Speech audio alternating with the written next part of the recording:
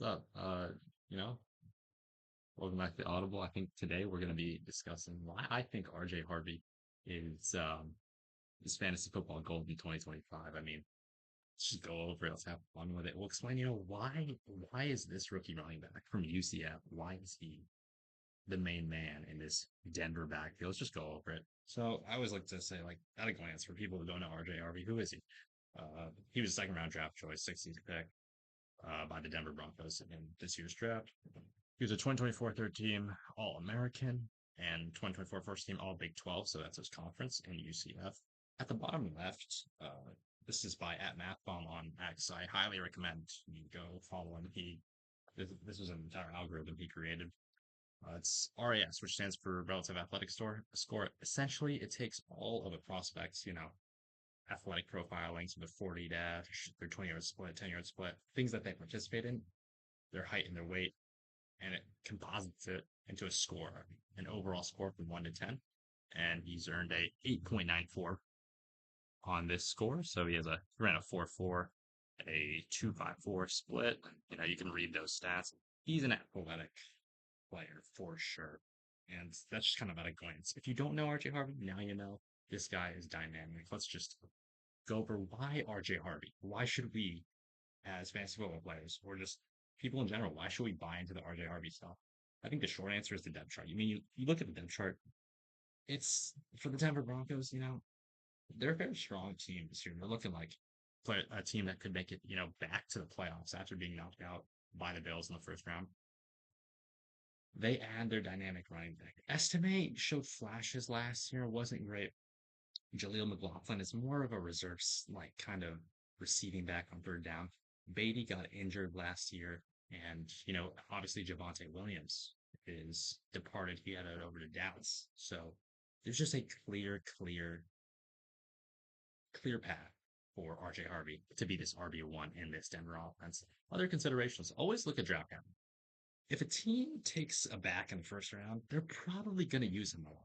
It's like the Jameer Gibbs effect in 2023. Why should I avoid Jameer Gibbs just because DeMonte is there, just because David Montgomery's there? He was a first round pick. He was a top 15 pick. That should tell you all that you need to know how the team views him. I think the Broncos view him as the RB1 in their offense. Talent, right? He is a talented back, just himself, independent of the depth chart or anything else. He's just a talented back. He can catch out of the backfield. He's a slashing type back. He's a Sean Payton running back. While this is that being said, he's not a Genty or a Hampton for sure. Uh, those guys are in their own tier. But this guy's a talented back. Also, just consider the offense of the players, right? The Broncos are a good offense, right? Like compare RJ Harvey to like Caleb Johnson of the Steelers. Johnson might struggle, especially because Steelers don't really have a quarterback. They trade George Pickens. He might struggle to find running in. Might they be a run first offense? Yes. But does he split with, Jalen Warren? He will. He's replacing Najee Harris. If you like Najee Harris, go draft him. But RJ Harvey, I think, will be more productive than Caleb Johnson. But my point is just that if the offense is better, the player for fantasy is probably going to perform better, especially if they have a better quarterback. Bo Nix was excellent. And I think the last that we just go over. If you want to do some comparisons, it's very rough. Very, very, very, very rough. Take all of this with a handful of salt. Best case scenario, I'm only comparing to rookies because he is a rookie. 2020, Jonathan Taylor when Marlon Mack got injured. Unfortunate. I love Marlon Mack. JT took over immediately and he was the RB6 in fantasy and PPR. Take a look at the stats. I think worst case scenario, you have like a Clyde Evans-Elaire, which isn't a bad thing, RB22. But obviously you hope for more. Obviously the Kansas City offense was one of the best in the league in 2020 and still is. So I guess that could be a little concerning, especially if you think that, you know, Harvey might not be as productive, maybe because of estimate. Maybe he'll take a step up, right?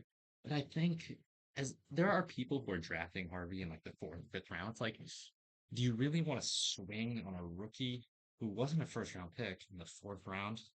I'll swing on a Marion Hampton in the fourth, third round because he was a first round pick. I know how the Chargers view him.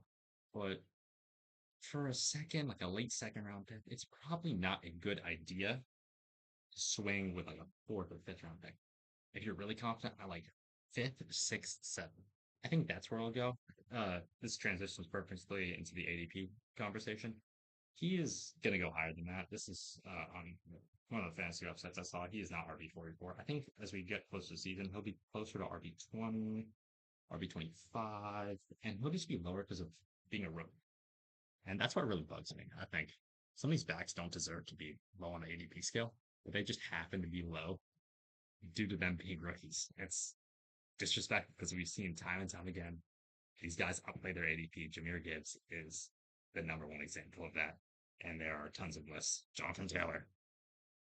I can go on and on. But, that was just a little, introduction. If you don't know RJ Harvey, now you know he will be a productive fantasy football asset. If you're just a Broncos fan, you should be excited about this new piece of your offense. Thank you for listening. And, feel free to like, subscribe. I appreciate any support you have. Thank you.